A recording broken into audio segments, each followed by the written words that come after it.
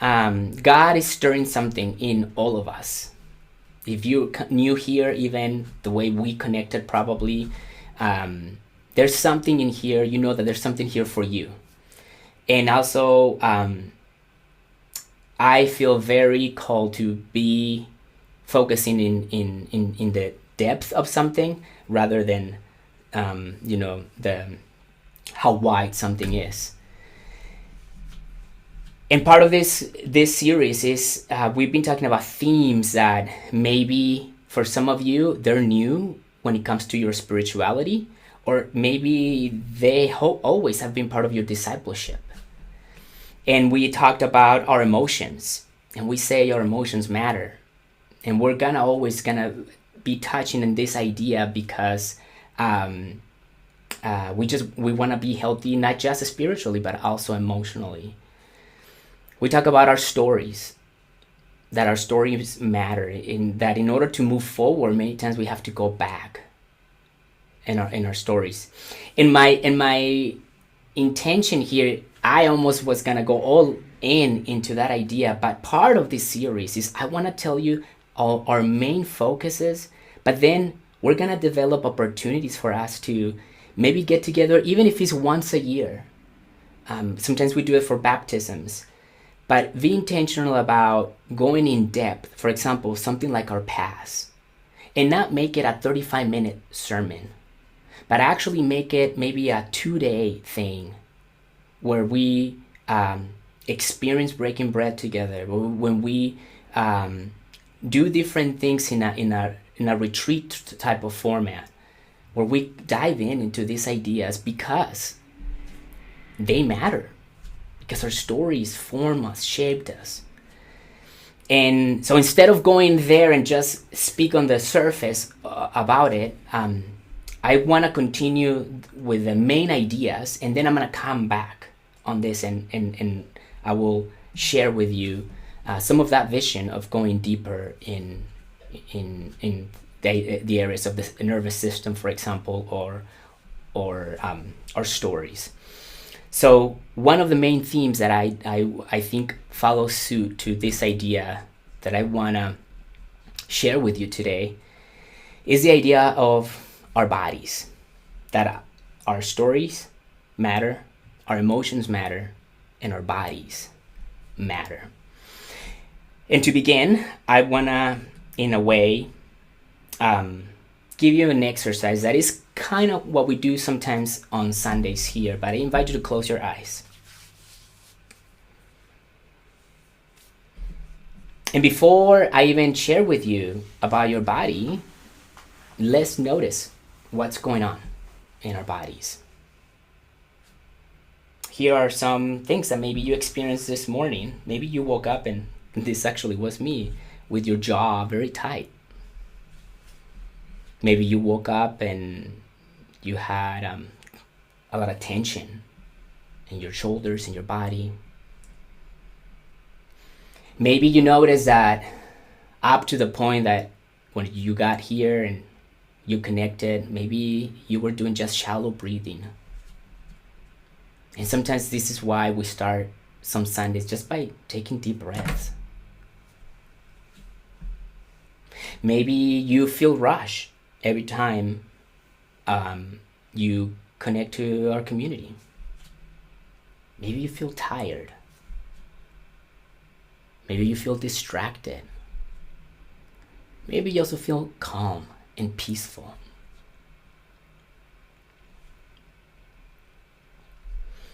Then with your eyes closed, I just want you to hear this statement.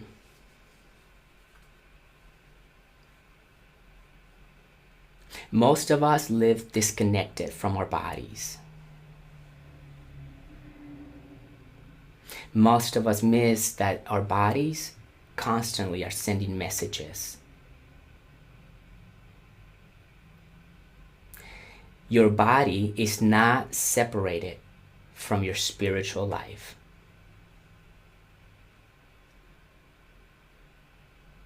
Your body is shaping your soul every day.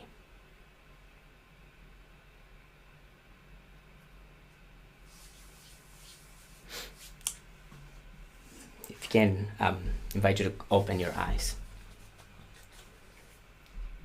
Today I want to share with you the theology of the body, and even how maybe we've seen the limitations of our bodies as an obstacle more than an opportunity.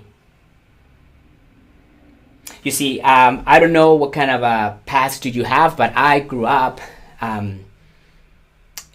viewing my body as, it can be two extremes, right? I grew up ignoring the area of my body in relationship to spirituality. That was outside of, the spiritual was one thing and the body was something else. In fact, some people may say that even the body was something bad, like the flesh. We hear, in this community, we actually did a study on those two ideas. Because maybe you grew up like me, hearing or connecting that your body and your flesh is the same thing, which is not. But your body was almost like something that you should not pay a lot of attention to, because the spiritual part of you was more important. And part of that mindset is because swinging to the other side is also dangerous, right? Idolizing our bodies can take us to all sorts of wrong views and ideas. So we always believe that there was almost this dual worldview. Either we ignore our bodies or we idolize them, but there is always a third way, the Jesus way. And the third way of the theology of the body is this idea of stewardship. The idea that our bodies matter because they were created by God. They were also loved by God. They are what gives form and shape to this idea of the spirit. Our bodies, inhabited by the spirit. And because they're so important, they must form part of our discipleship. But if you grew up the way I grew up, then not paying attention to the body so much meant that I then idolized other things. Meaning productivity was something that, for example, it was good. Efficiency, right? Slowing down was a bad thing because it was connected to laziness. Busyness, being busy, was connected to importance. Achieving more was connected to value. And this, I think, it creates kind of like a chronic guilt, because then we think, well, I should be doing more. And our bodies may be telling us something different, but more is better. And eventually, exhaustion feels like faithfulness. Saying yes feels spiritual. Slowing down is viewed as weakness, or, again, productivity can view as worthiness. And eventually what we will experience in this type of mindsets is maybe shallow spirituality, fractured relationships, or a false version of following Jesus or discipleship. Because very few of us were taught to connect our bodies and our spirituality, where we start seeing how stress affects our nervous system, our reactivity, or how exhaustion shapes emotions, how technology shapes attention, how sleep affects spiritual health, and how our bodies carry anxiety, grief, overwhelm. Because everything that we do biologically also has to do with the view we have theologically. the way we treat our body is the way we experience also God, and how we experience others, and how we experience ourselves. So you see, this is one of those topics that we can speak for months onto this idea, and how it's not irresponsible for you to need rest. It's not unspiritual for you to pay attention to your emotions. It's not shameful to say no, or to show up with needing support. We want to have a community not just with a spiritual formation, but a formation that is not just activated, but a formation that is experienced. In one way, we can always activate ourselves, do, and not know what's happening internal, bypassing emotions and confusing activity with intimacy. And I think that was one of the things. I was very active growing up in the church, but completely longing for actual intimacy in my life with God and with others. So the body is not separated from our spiritual formation. And the body also is something that in the theology of the scriptures, Christianity is something we should speak more often about this topic, because the God that we worship, the God that we believe in, is the God that not only created bodies, but is the God who took his son, he took himself and put himself into a body. That's how much God cares about the human body. And he not only cared about the human body, he showed up in the world in human form, in a bodily form, and then he rose from the dead in a bodily form. Our belief is that Jesus wasn't a spirit, and that one day our bodies will be resurrected. Our bodies, not our spirit. The body matters, even eternally. So, in one hand, prayer matters, yes, but sleep matters. Worship with music matters, yes. Breathing matters. Bible study matters, yes, of course, I love it. But knowing how I'm regulating and what triggers me also matters. Spiritual disciplines matter. Physical discipline and habits also matter. Everything biological is also theological. These shape, our bodies shape our souls. Our sleep affects our spiritual life. They have so many studies in terms of how breathing affects our anxiety.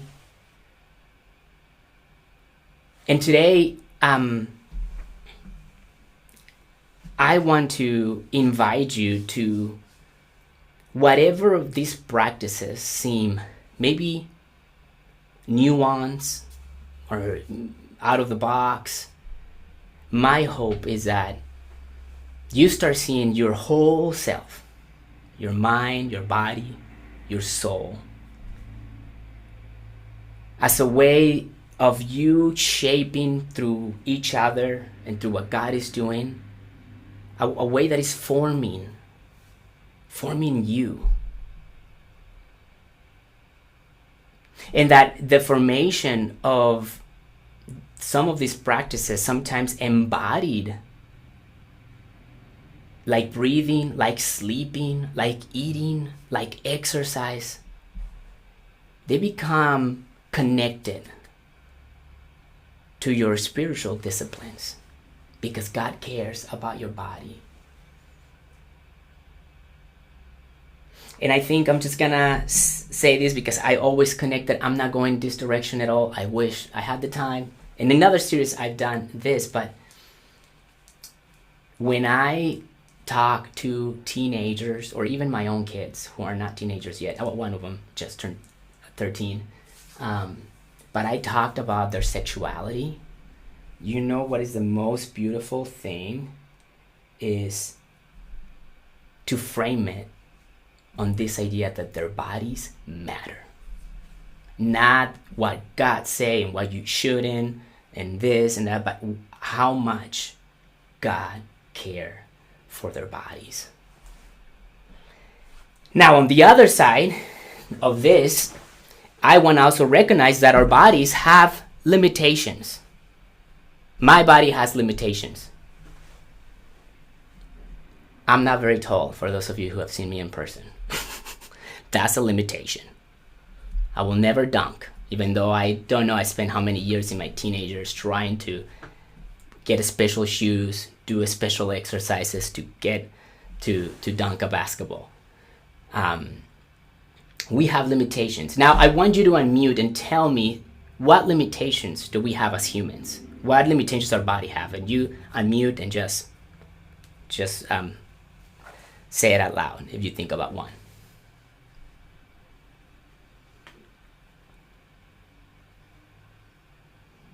Not being able to do something without practice. Yes. Thank you. Was that Stephanie?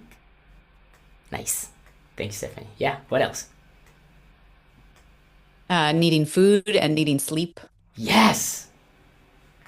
What other limitations do we have? Not having unlimited energy. Yes. Yeah. Breathing underwater. Yes. Illness or injury. Yes. Yeah. Being good at some things and not being good at other things. Yes.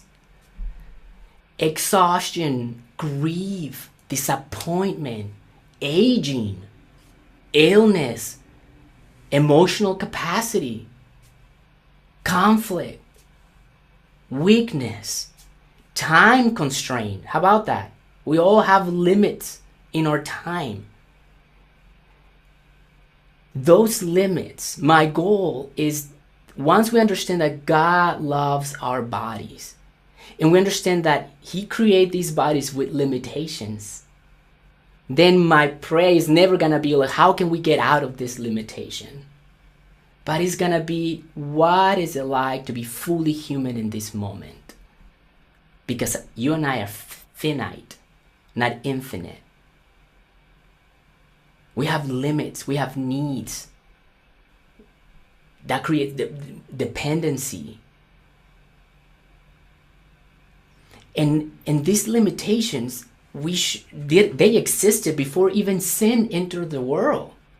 These limitations are part of the framework, are part of the formula. These limitations remind us that we're not gods. These limitations reminds us that we need dependency on our higher being. These limitations allow us to connect with each other because we need each other. And by needing and acknowledging that these limitations help us cultivate humility. These limitations protect us from self-destruction. These limitations teach us in moments where we want a solution. And these limitations help us learn this. I'm going to use a word that is a very churchy word, but these limitations actually help us receive grace. Grace from God and grace from others. Which means in our limitations, needing rest is not a failure. Dependence is not weakness. Vulnerability is not deficiency. needing others is not shameful. Our limits are not flaws that we have to overcome. Our limits are part of God's good design for humans. Limits are an invitation, not an interruption. So everything that you share about your limits, they're an invitation. The invitation to experience God, an invitation to experience your own body, your own mind, your soul, an invitation to experience those around you. Not aiming at efficiency or multitasking or optimizing, but understanding that the human is not infinite. We're built with limitations. Now, Jesus comes in the form of a human. And you know what he doesn't do? He doesn't put a stop on his humanity. He doesn't stop the limits of being human. He doesn't reject his humanity, but he enters it and he embraces human limits. Jesus models to you and me what's it like to be a human of dependency instead of endless productivity. I mean, we only know part of his life, and I doubt that the other 30 years that we don't know, he was like extremely busy getting things done, because somebody would have written about it. You know what Jesus did just like you and me? He slept. He got tired. He withdrew from crowds. He needed friends. He experienced grief. He lived within his limits of time and space. He only could be at one place at the same time. He never rejected his humanity. He honored those limits. There's a story in one of the Gospels, and Mark, the Gospel of Mark, tells us of a time where Jesus tells his disciples, we're going to go across this lake. They call it sea, but it was a lake. Really big lake. And on the other side, they experienced this amazing encounter with Jesus and somebody who was spiritually afflicted. But in the process of getting there, as they get into this boat and there's other boats following Jesus, a violent storm erupts. And the disciples, a very human response, panic. For those of us who are like our kids who are watching, nobody knew how to swim back then, most likely. So you end up in the water, you had to hold onto something. Water starts filling the boat. Fears and panic takes over. But meanwhile, Jesus is asleep. I'm gonna read it to you. It's a short story, but I think it's so funny that for the longest time, I thought, well, Jesus is the Son of God. He wasn't really sleeping. He probably had one eye open and seeing what these guys are gonna do. Like, I'm just gonna look at these guys losing it, and then he wakes up and, does his thing. And I was missing his humanity completely. Because after that, he was teaching in parables. And he's using part of this trip, he's using as a rest before he's gonna perform another miracle on the other side of this trip.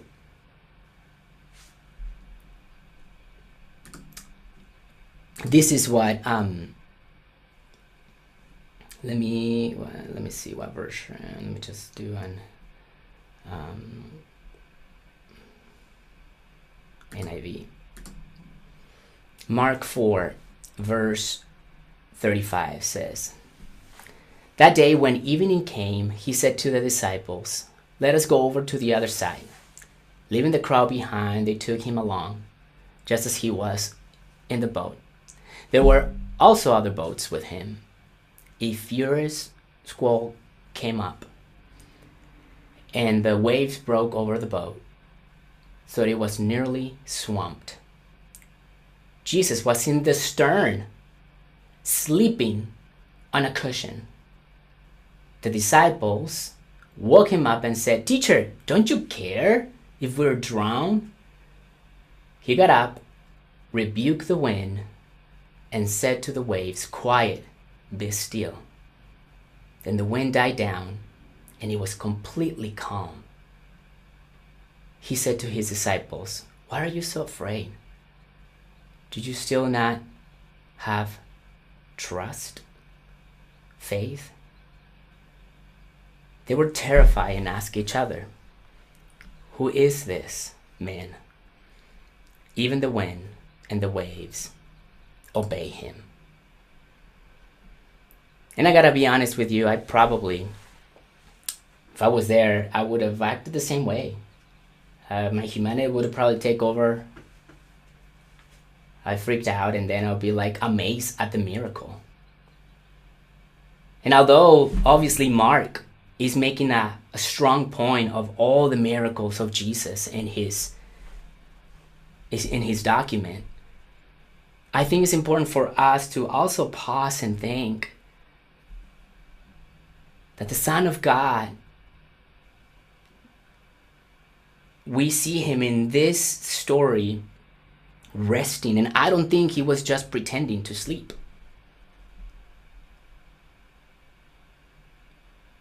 And in the midst of this opportunity, they experience a calmness on the other side from a God who was limited in terms of his human body. The limits that you and I have are not our enemies. And I want to be careful because we did talk about emotions and we talk about a nervous system. So I don't want to ignore if there's chronic or something deeper. And I'm just not saying that, I don't want to simplify that whatever you're experiencing in your body is just, I don't want to bring any kind of guilt in terms of you resting. But I want us to pay, as a community, more attention about our bodies. And even when my body feels a certain way, maybe that's an opportunity for me to encounter the God of peace. That the storm reveals a lot of things in the disciples, like fear, but also the storm is an opportunity to reveal the peace of Jesus. So what I want to do is I want to actually invite us to close with another exercise. And this is how I'm gonna close with this exercise, then I'm gonna lead us into prayer. But in the Q&R, I would love if you can share what was your response on this exercise. I want you to close your eyes.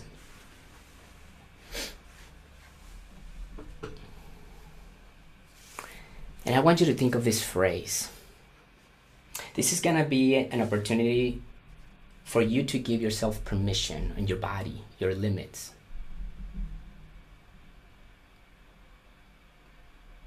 Permission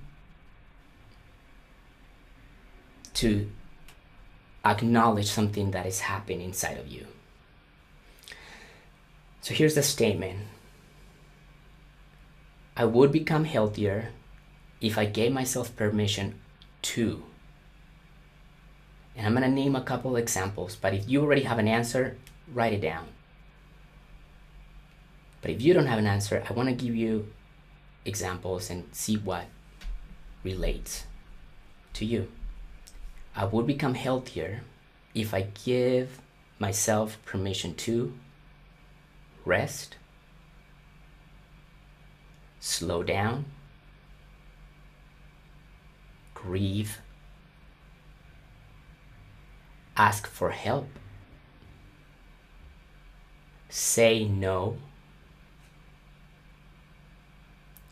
breathe, sleep,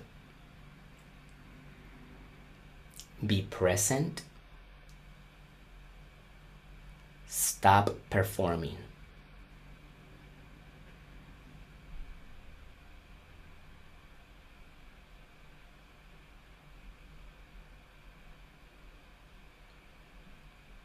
Spiritual maturity is never about escaping our limitations as humans.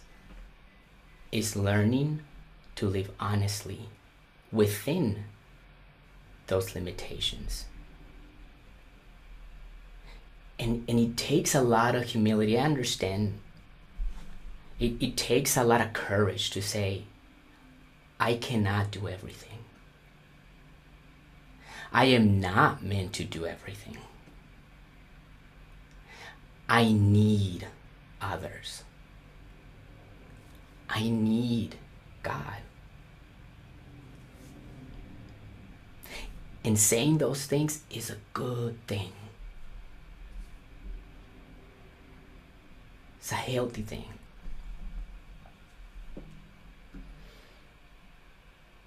Your bodies and my body, our bodies matter.